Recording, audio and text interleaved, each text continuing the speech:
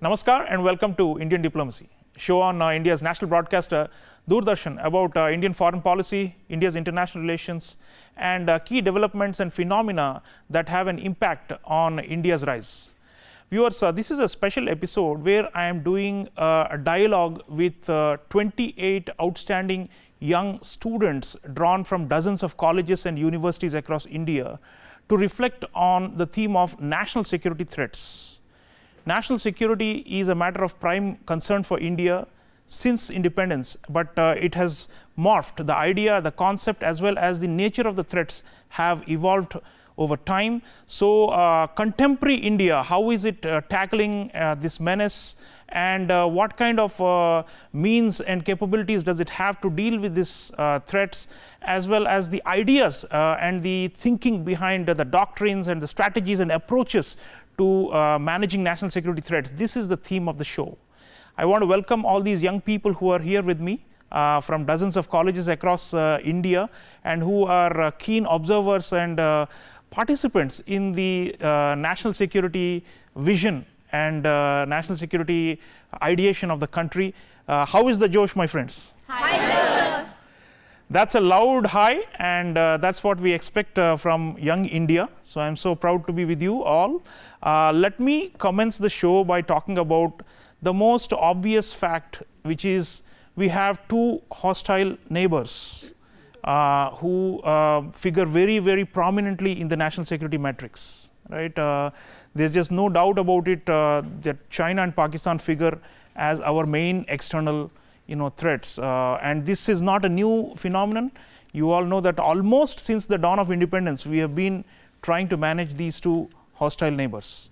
There have been phases when we thought that we could work out our differences and disputes with them, but then somehow there is a kind of like a repeat loop quality with China and Pakistan, and they keep coming back in some form or the other to try and disrupt our progress and our rise. So let me start with this, the China-Pakistan axis. One way of looking at it is that each is separate, but over time they have become collusive. And our viewers will also recall during Operation Sindoor, which is not long ago, we saw this direct collusion between China and Pakistan. So I want to bring in some voices among you on the China-Pakistan axis. What do you think is the nature of this collaboration, or this what they call all-weather alliance, or a kind of no limits partnership and such things? They use very high rhetoric, but it's not just rhetorical. As we are seeing, there's a lot of military intelligence and also financial integration between these two hostile neighbors. So let's talk about this two-front problem. Yeah, can someone come in and reflect on the China-Pakistan axis and how this threat has been evolving? Yes, please. Hello, I'm Srishti. I'm from St. Mary College, University of Delhi. And so I just feel that with China and Pakistan, because you're talking about, as they say, all-weather alliance, I think so once we should start by looking at them in separate points. So for example, in Pakistan, we talk about Pakistan as a mere irritant, mainly because it doesn't have that sort of economic and political, capital in the international affairs to, pose as a major threat. Whereas as China is a major power in terms of geopolitical alliance, wherein it has to face India in three paradigms, mainly first in the neighborhood, secondly as a leader of the global south, and thirdly as an alternative power source to the US. And now when we see them as a separate thing, because now China doesn't have that sort of incentive to go out all on India, because it has some stakeholdership in the international alliance where it cannot be seen as an irresponsible actor. So I think so in isolated terms, they cannot, in either isolated terms, they cannot tackle India directly. Now the problem is when they come together, and that's a major issue, I think so, like all-weather partnership, or as we recently heard, brother in arms. So that's a major problem that there exists for India, and I think so this then opens on the two front. We have seen after 1962 war them coming closer on nuclear front firstly, secondly militaristically and thirdly, politically, strategically, in developing infrastructure. So, for example, we have them developing the nuclear program of Pakistan during the 1990s, and now recently, like earlier, it was mainly defense equipments being given, but now it's more of a R&D side, which is quite dangerous for India. So I think so now this strategic partnership has been deepened. It has evolved over time. It has even though we can see that China being the older brother of the brother-in-arms, wherein it defines what the weather is in the all-weather partnership. So I think so it's a very dangerous alliance for India on the two fronts, where when these come together, I think so India then has to develop some sort of multilateral partnerships with its other partners. If I would have come here before, I would have said let's develop it with US. But then now we are seeing the rise of the Trump era in the US, and the way they have changed their views according to India. So I think so India should tread carefully at this point. It's becoming more complicated. The counterbalancing of the China-Pakistan axis is becoming more complicated. A friend from one of the prominent Delhi University colleges is saying that. Can I get in some more voices on China-Pakistan collusion, and especially the fact that, as our friend was saying, Pakistan is like a junior partner or almost like a dependent on China, right? I mean, some people say that Pakistan is not by itself a threat, but it is simply a pawn of China. So can we hear more about this aspect? Yes, please. My name is Anushka Singh. I am from Kirorimal College, Delhi University. What, in my belief, China-Pakistan nexus has evolved into sophisticated strategic partnership that is increasingly calibrated against India. If we see, they started their relationship from military and nuclear cooperation, but now it deep encompasses into economic, diplomatic, and technological collisions. The CPEC is a core example. We see that China is investing hugely in Pakistan, but on the land which India considers as its own, hence violating our territory. We see more frequent military exercising held in between them, more technological transfer, and they are coordinating even on positions at LOAC and LAC. We see that China shields Pakistan at forums like UNSC and FTF, and Pakistan backs up China on issues like Xinjiang or Taiwan. So yes, the threat is real. But in my opinion, India is adapting well. We are focusing on our border fronts, modernizing our armed forces, and at the same time, we are focusing on strengthening our alliances like the Quad or the Indo-Pacific alliances. So in the long term, according to me, India should focus on building internal resilience, strongly putting its views on multilateral forums and reducing its dependency. In conclusion, I just want to say that India must speak softly, but should keep a sharp stick, engage multilaterally and deter bilaterally. Okay, thank you so much. Speak softly but carry a big. This is Theodore Roosevelt's maxim, and our friend from another Delhi University college is talking about. Thank you so much. So yeah, the nature of this collusion has been, something, a matter of great concern for us, and the fact is they have been inseparable for more than half a century now, and it's clear that there is a containment of India, kind of a shared goal which brings them together, right? And this is despite the fact that there are so many attacks and killings of Chinese personnel and workers inside Pakistan, in Balochistan and all these places. But in spite of that, they think that geopolitically they need to come together, and this is a major matter of concern. And let me take you a little forward on this China-Pakistan axis on the question of terrorism, because the Chinese have also faced terrorism, but they seem to be able to absorb these losses and still stick close to Pakistan, right? I mean, it's not like they have read out the Riot Act or have abandoned Pakistan because of the terror attacks against their personnel inside Pakistan, where they're doing all these CPEC projects. But still, there is the broader issue of terrorism in the region, on which we often find that the Chinese, as our friends were saying, often stand behind Pakistan and shield Pakistan from international scrutiny or sanctions and all that. So on this front, obviously Pakistan is the main sponsor of anti-India terrorism, but then the Chinese seem to be standing behind the Pakistanis to make sure that Pakistan gets away, or try to get away from. In fact, when we took the retaliatory measures during Operation Sindoor, China was the first country, the first big country to come out and say, we find the Indian actions to be regrettable. And then we saw that at every level, they tried to prop up Pakistan to prevent it from suffering a humiliating defeat. So let's talk about terrorism and counterterrorism now. This is obviously a main national security concern for us, as much as the conventional threat of a direct war with our two neighbors. On this front, our doctrines and the way we are tackling and managing this threat has evolved. And in the Narendra Modi era, there is a much more proactive approach, a more muscular approach, willingness to use force. Those of you who have read my 2022 book, Crunch Time, would have seen how I've shown the change in the strategic culture. So I want some of you to come in and talk about this aspect in counterterrorism. How is India doing counterterrorism today as opposed to say 15, 20 years ago? And are we able to adapt to the changing times and to the changing techniques and methods that the terrorists are also using against us? And can we ever actually eliminate this problem once and for all? I mean, we seem to be able to try and maybe deter it to some extent and prevent them from, these terrorists from achieving their ultimate political goals. But can we crush terrorism once and for all, and if so, how? Can someone come in on reflect on our counter-terrorism approaches? Yes, please.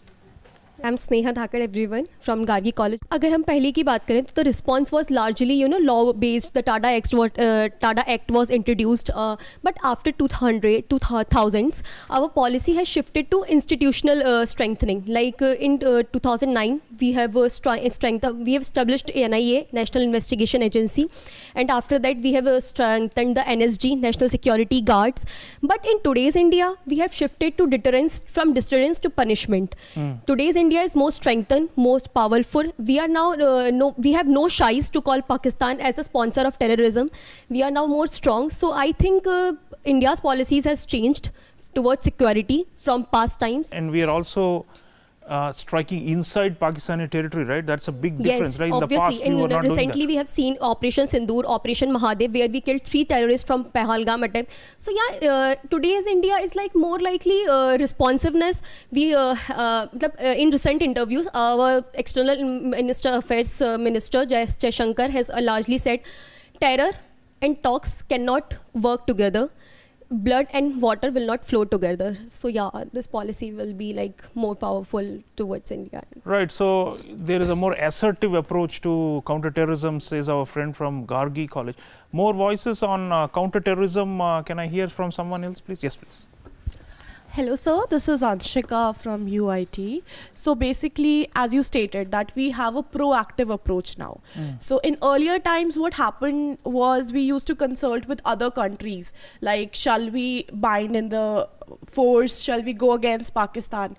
But now our honorable Prime Minister, what he does is, be it Uri surgical strike or right now Operation Sindoor or Operation Mahadev we are talking about. And also, starting with this year, like 2025, our defense secretary said that this year is going to be a reforming defense. So we are going to focus on reforming our defense sector. So that is I'll come back to defense and technology in a while, but yeah, thank you. Counterterrorism, consulting others, how far should we go? This is an interesting point. And in the past, that has been a constraint, right? Like we have been maybe overly cautious in the pre-Modi era, wondering what this power center or that power center might say or do, right? But now it's more of a self-confident response that says, okay, international opinion can be molded and shaped. And in fact, after Operation Sindoor, we sent out so many delegations of members of parliament across the world to many continents to put our viewpoint across, right? So there is that new India that is saying, okay, I'll take risks and I will mold the international opinion in my favor, or at least to stay neutral and not interfere, right? I'm not going to be worried that this might upset country X or country Y. I'll do what is my national duty for national security. right? Any other views on counter-terrorism and our approach to counter-terrorism? Yes, please. Hello everyone, my name is Lokesh and I graduated from St. Stephen's College, University of Delhi.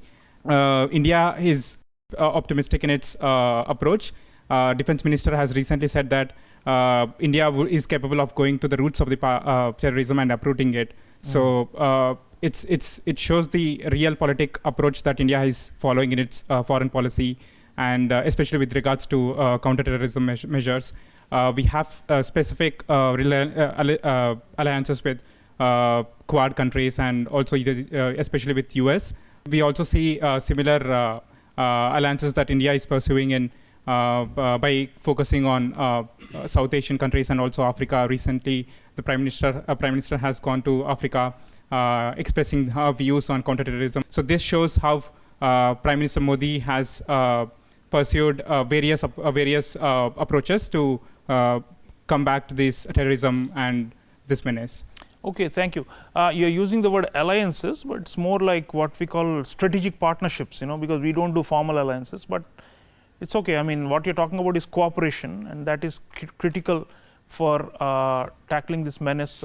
Any other thoughts on our military doctrine and tactics and approaches to countering terrorism and how it has been changing lately? Yes, please. Namaskar, sir. I'm Ramanjeet Kaur from University of Delhi. If we see in the recent years after PM Modi took office and NSA Ajit Doval, he finally had the Doval doctrine, the double squeeze strategy of defense and offense. And we can clearly see with that strategy, in the offense strategy, we would have preemptive strikes like the Uri strike. And for the defense strategy, what we are doing is essentially taking India to a different level in the global arena, and we are isolating Pakistan and underscoring the terrorism of Pakistan. We can clearly see a change in the policy of India because this is a new India. We are not timid anymore. We are not willing to be silent and take it anymore. We want to change the opinion, and we are working on changing the opinion. We sent 125 global ambassadors after Operation Sindoor to tell the world about Pakistan's notoriety. And I think that this is the change that we should continue. Thank you so much. That's very well articulated. And yeah, I think there is a change. And India used to have the tag of a soft state, and no longer so, right? And sometimes the world has been surprised by a willingness to go even, cross the old red lines that we had set for ourselves. So yes, there is change. Okay, let's move to the core military aspect now, because national security has always traditionally been closely linked to military and defense capabilities and willingness to use force. We already talked about this in the context of counter-terrorism, but in the broader, arena of the balancing, where we have a great power like China, which is hostile to us, as we have already established in the show, and which has got, enormous economic and military capabilities, and which disputes a large stretch of territory with India, and which occupies a large amount of Indian territory going back to the 1950s and 60s. And now the question is, do we have the means to deter our adversaries in military terms, and what are the core strengths of the Indian armed forces that will ensure territorial integrity and unity of this country? And do we have to build more muscle, because the gap with China is big, the strategic gap with China is big, right? And although we are growing faster economically, it will take a long time for us to bridge the gap. So what can we do to make sure that we are not left behind militarily and become easy prey for a predatory country like China that wants our territory and that is imposing its will on smaller neighbors? So let's talk about our military capabilities and defense preparedness. Can I get in some voices, please? Yes, please. Sir, my name is Prasan and I'm from Liberal College, Manipur University. Sir, talking about the military capabilities that India has, sir, India is the fourth largest military in this world. And talking about our nuclear capabilities, and India is the nuclear threat, which means the nuclear weapon which India have can be operated from all the three services. Sir, Land, air, and sea. yes, sir. Sir, and talking about the recent procurements of India, sir, it is Rafale fighter jet and S-400 drone, S-400, the defense system, which is also playing important role in the Operation Sindoor. And again, indigenously developed INS Vikrant aircraft carrier. Sir, these are the recent procurement that India have. And sir, about the strategies that the armed force is also planning, that is, we have different commands for Indian Army, Navy, and Air Force. But this should be combined, and we have to establish a joint command. And there is also one joint command in Andaman Nicobar Command for all the tri-services. Sir, I think this is also a very good strategy. They call it theaterization. Yeah. Yes, sir. This is also a very important strategy, so that the collaboration of all the three forces is also needed for the counter-terrorism. And talking about the improvement, sir, we have already started the Atmanirbhar Bharat, and India have already tied up with various PSUs and startup for defense innovations, in which we can explore our potential more regarding using AI in drone capabilities for better surveillance in the border area, and also the modernization of our technologies in terms of weapons and missiles. Sir, after the success of Operation Sindoor, we can also see that many countries such as Vietnam, Brazil, UAE, they've shown a very strong interest in the Indian missile system, especially the BrahMos. So I feel, sir, we have to focus more on R&D and also the Atmanirbhar Bharat for more and more strong capabilities to be developed in the future. Thank you so much. Our friend from Manipur has made some important points, including the crucial aspect of R&D and technology and all these things. These are, of course, the basis for countries' military power. He's also mentioned some of the facts about India not being a pushover. We also have some very advanced capabilities of our own. There's one word which he used which I want to emphasize, which is drones. Now this has been a game changer, right? I mean, it's completely altered battlefields across the world, especially in the last 5 to 10 years. This has been the big buzzword, and this is also something that were used during the Operation Sindoor by both sides. So this is clearly an area where, if we can up our game, I think we will be even better prepared. Any other thoughts on defense and military, and not just maybe to defend our borders, but also to project our power, because national security is not just about staying happily inside and being protected. It's also about making sure that the entire region, for example, the Indo-Pacific, where the Navy is so critical for our national security, what do we need to do to be on top of the game in defense and military? Any other thoughts? Yes, please. Hello, sir. I'm Rakshit Srivastava. I'm from Ramnarayan Rhea College, Mumbai. To answer the question, what do we need to do in terms of Navy and the Indian Ocean and protecting our interests? I believe that firstly, we need to maintain or develop a blue water Navy. Although we have an ocean named Indian Ocean, which is named after a country, and but I believe that Indian Navy is not as far as capable or powerful as it needs to be to project power and protect our interests in the Indian Ocean. Firstly, although there have been multiple advancements and multiple developments in this area, firstly, there have been multiple islands or military bases which are being developed by the Indian government in foreign places. For example, the recent example I remember is Agalega Island in Mauritius. It's not exactly a base, but yeah, we have security agreement. Security agreements. We have leased Dukkam ports for dual use of the Indian Oman, Navy. Oman, and we have also agreements with Singapore, the Changi base, for projecting our power in the Malacca Strait. I think there is a need to develop land bases in the Indian Ocean by partnering with the island states and the nearby neighboring countries, for example, the East African countries. And there's also a need to develop there's also a need to develop the Andaman and Nicobar Islands. Andaman, there have been recent developments, but there's also a need to do more.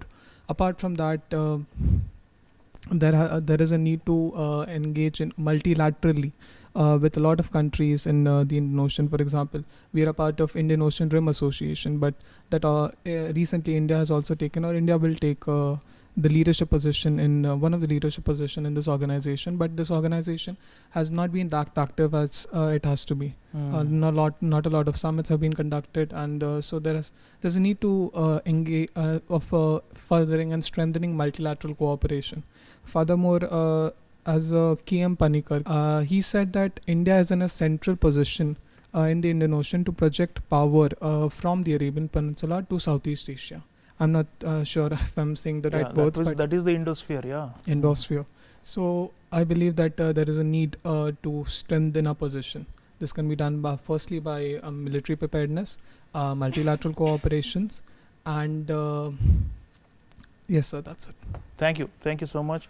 Our friend from Mumbai is talking about the need for venturing out and also acquiring bases or strategic locations from which we can project power, and that is how we can defend the Indian Ocean, especially from the Chinese encroachments.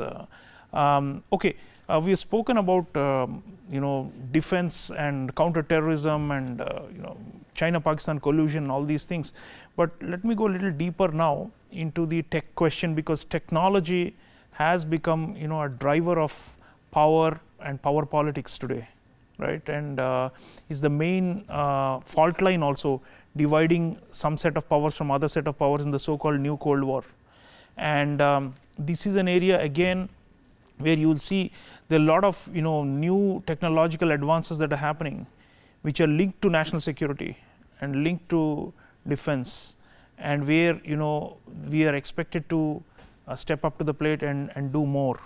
So I mean, everyone talks about artificial intelligence, but how much of it are we now being able to integrate into our operational doctrines and all these things, and how much of it is clearly known by our adversaries to deter them? These are some of the critical questions with technology.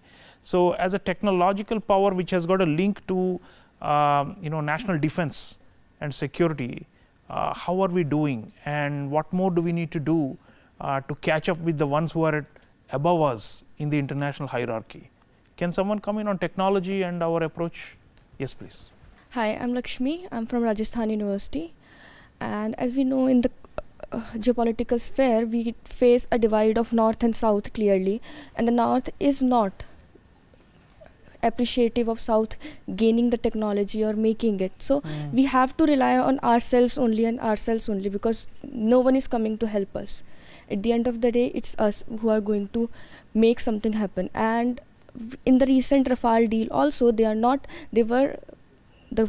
French government were ready to share the technology, but that deal is not going forward. We need to go for grassroots research and development, I guess. From my opinion, some very realistic, pragmatic problems have very idealist solutions. And the idealist solution can be that the younger generation, the people who can do something and want to do something, should be given more space, more time, more money actually. The main basis of how we are going to develop research is we need to ensure that people studying in colleges, university get their share of amount of money and economic welfare they deserve, like people studying, doing PhDs and other researches. They deserve to get a good life, and at the end of the day they will help the country to develop.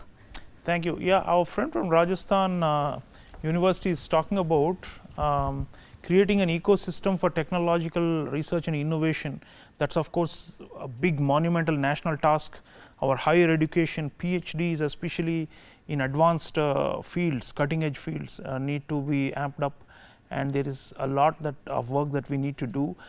Any other thoughts on tech, and how well are we able to harness technology for national security in the contemporary era? Yes, please. I'm Anjali Sharma. a graduate from Sri Aurobindo College, Delhi University. There is a very famous saying that the modern threats have blurred the traditional lines, and we need to upscale and elevate within the cyber domain. And the Operation Sindoor has been a testament as to how we have combated, be it the UAVs, be it the other cyber attacks, be it the malware or the hacking system. Many individuals have also been held on the allegations of espionage. So whenever we talk about the cyber domain or the tech domain, we have been working indigenously, and we can see that through our Akash Tir missile systems and the Akash system that has been successfully working. And moreover, we can say that India has had the 5th rank in the world on the military spending. But we need to upscale when we compare it with the other superpowers. Right. Now, moving forward, I want to go to a more general, issue of foreign policy per se, and what is the how much centrality should we give to national security within foreign policy? I mean, it looks like an obvious or a no-brainer, right? These two are supposed to go hand in hand, right? But it's not always been the case. If you go back in the history of India, so there have been times when, for example, the Defense Ministry was at odds with the Ministry of External Affairs on many questions on how to deal with national security issues with foreign adversaries and all that. So in the Modi era, there's been a conscious effort to make national security a very, very central element of our foreign policy, right? And our posture towards various countries, as well as our partnerships, the strategic partnerships, all these are closely linked to national security considerations and calculations. So they are not devoid of national security content.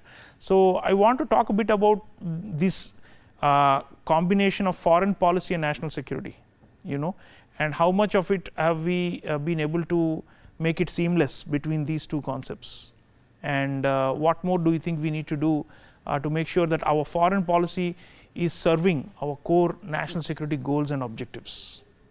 Yes, please. My name is Deeksha Bhatnagar. I am from Delhi University. Sir, foreign policy is both the shield and the spear of national security. So the link between foreign policy and national security has to be there. Without this, having a foreign policy seems like it seems a little bit wasteful of resources. But foreign policy in India, as you have rightly said, has never truly incorporated this stance. We have started with non-alignment, and now we have been very passive with the threats that have been lurking around in our neighborhoods. But now we are moving towards an assertive approach.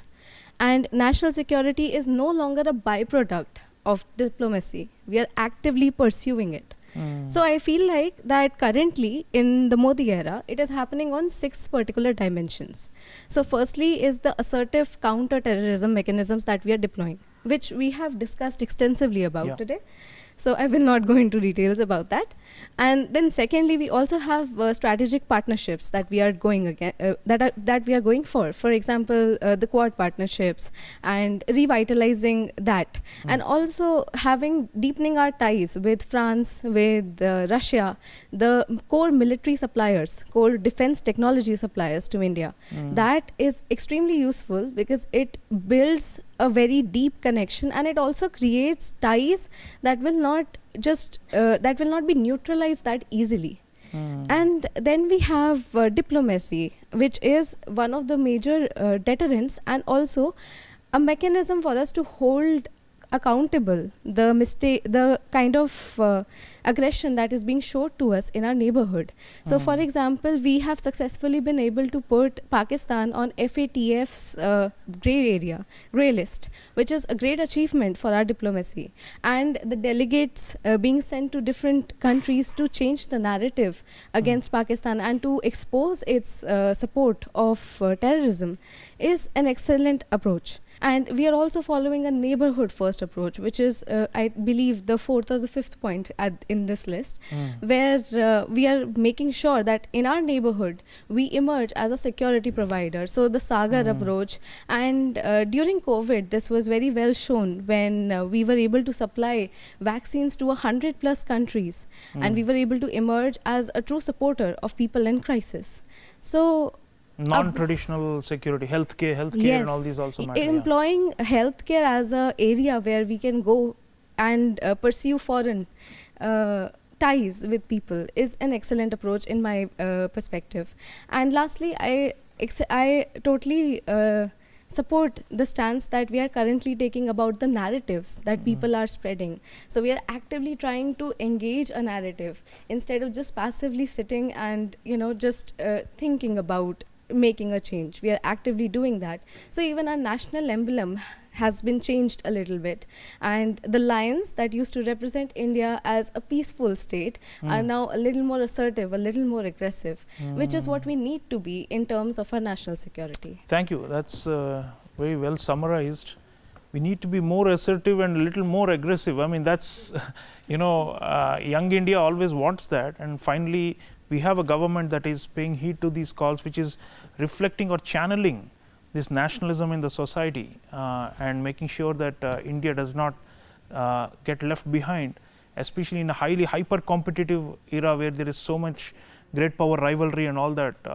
You can't just sit back and say, I'm going to be a pacifist. That's not possible, right? So we have to push back against the adversaries, and there's so many means we are adopting to do that.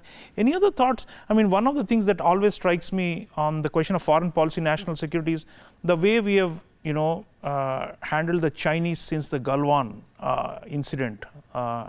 They were saying, keep aside this problem and the border issue and let us just develop friendly relations in other areas. That was always the Chinese approach.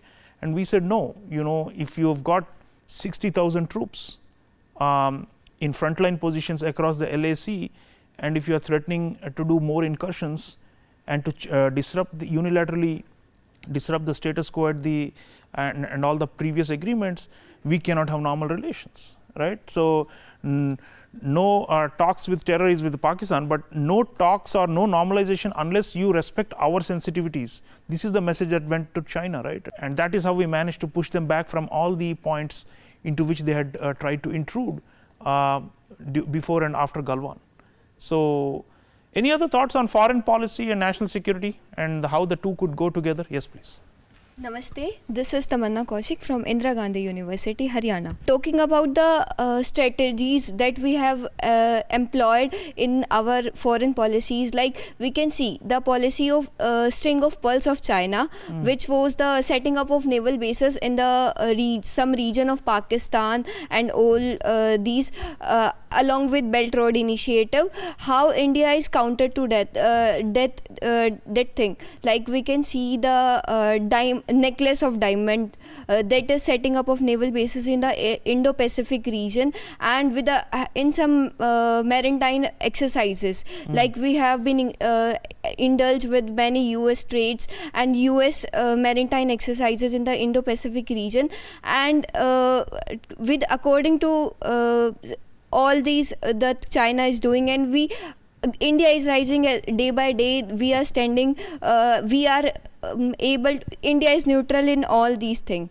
Like we are not at the side of anyone. We are now seeing the concern of our country, and national security has become the centralized in the foreign policy of our country. We can see that how USA is imposing 25% tariff and penalties for buying crude oil from Russia. So this shows that we are not now submissive of USA, that we are not going to reduce the trade from Russia or anything. We are to deal with it, and we are saying it's okay. We will, but we will still go with this, and we will have trade with all the countries we want. Like we are not going to subordinate with all these things.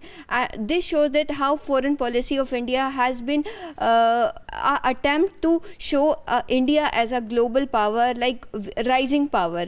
And all of these are trying to suppress India, but India's foreign policy is seen as very powerful in the recent past. Thank you so much. Our friend from Haryana is saying that India is not submissive.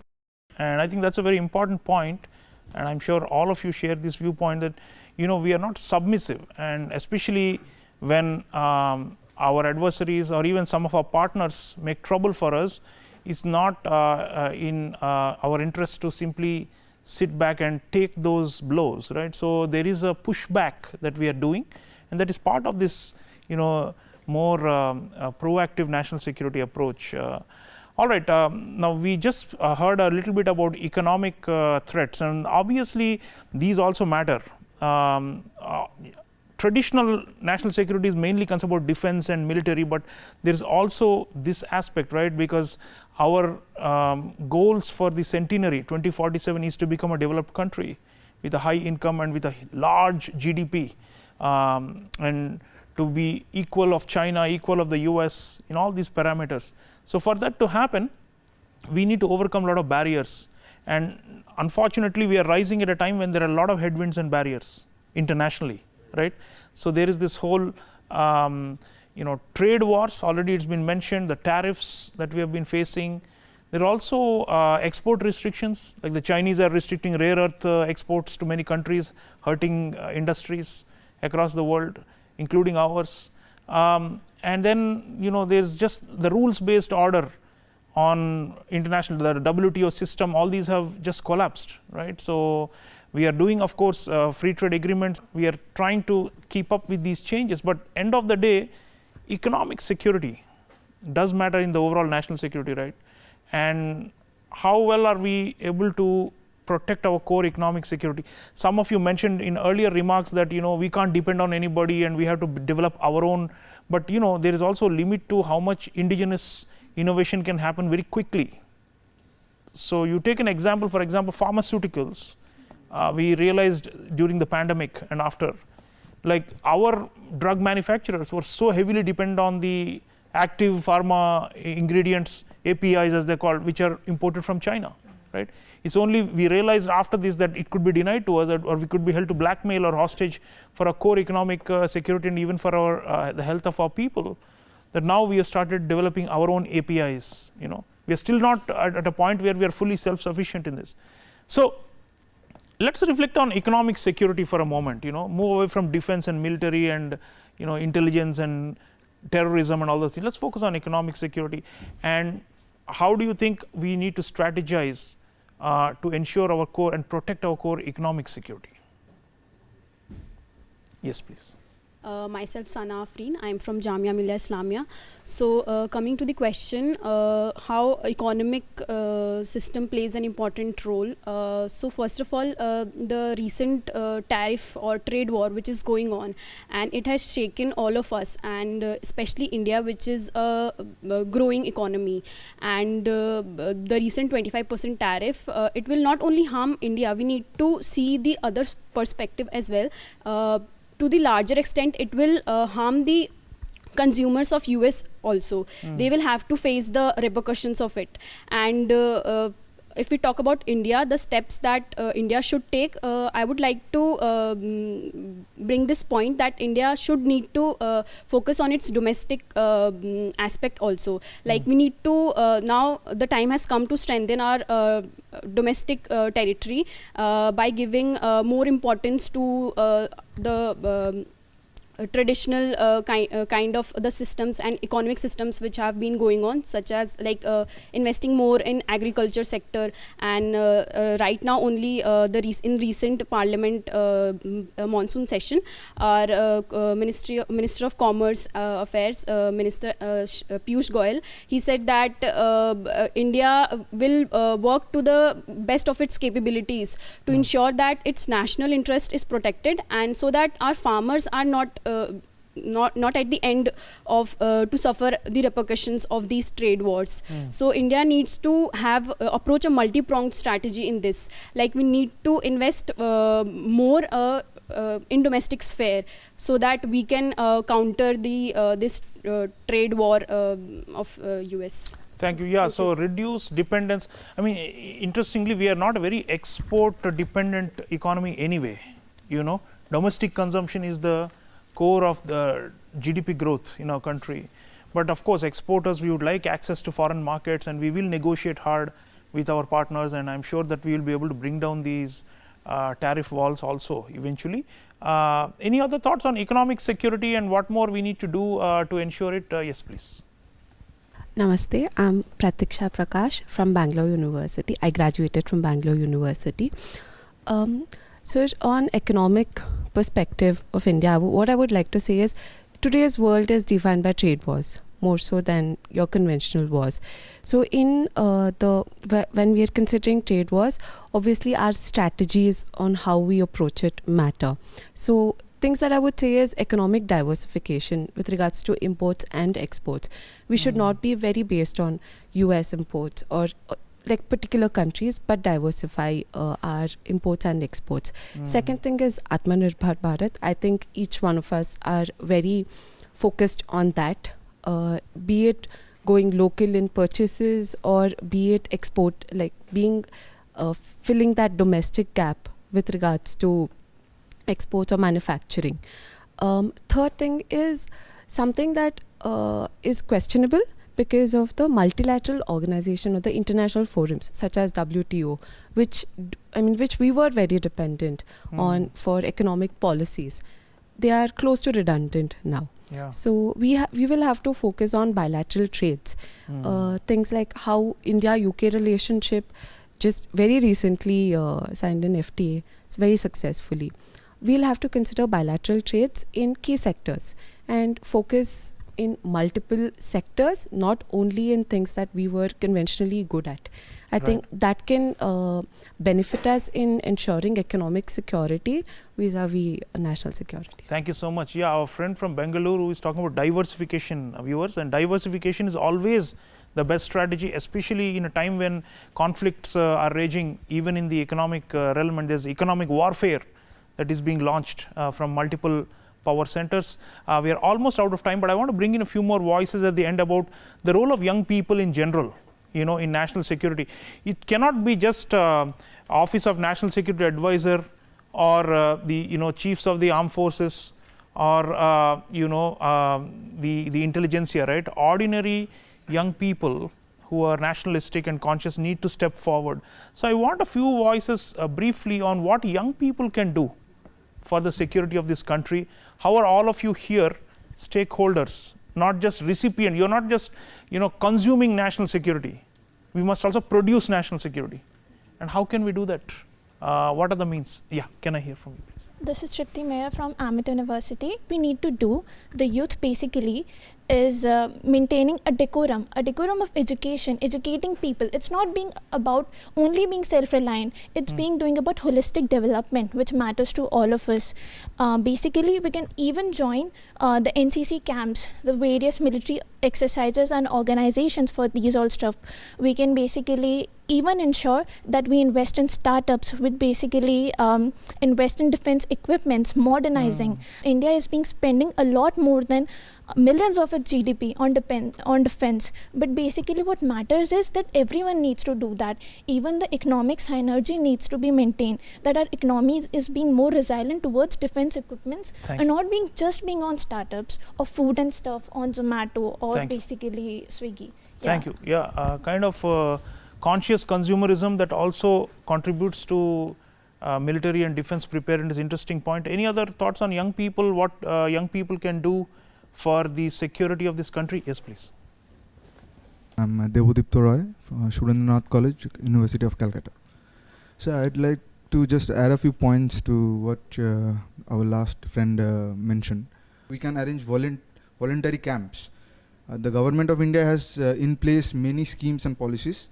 We need to figure out the lapses in the implementation, the deficit in implementation of these policies, and I think youth can play a major role. I think voluntary camps at the block levels involving the BDO offices and district levels, I think it will be a way forward to come up with integration of youth in the national security policies. So Thank you. Any other thoughts? Patriotism, it's such a central thing, right? To make sure there's a patriotic sentiment and that's sustained in the society and there's unity. Yes, please. Namaskar, sir. Devesh versus this side from Delhi University. As we talked about how youth can contribute to this thing and patriotism, so basically national security doesn't begin only at the borders. National security begins from the homes, communities and networks. National youth are the backbones of the national security. As even Swami Vivekananda emphasized on it, ki give me 100 energetic youths and we shall transform the country, India. So youth can contribute to the national security by doing just small things. Like we can combat as so many things have been mentioned earlier, as well as we can combat the misinformation being propagated, like fake news. As per the MIT University report, fake news spreads fast, 70% faster than the verified news. As India, over the 65% of the population is basically comes under the 35 years of age. So our geographical dividend are the national security dividend also. So youth can contribute in the civic sense also. We can promote unity and integrity.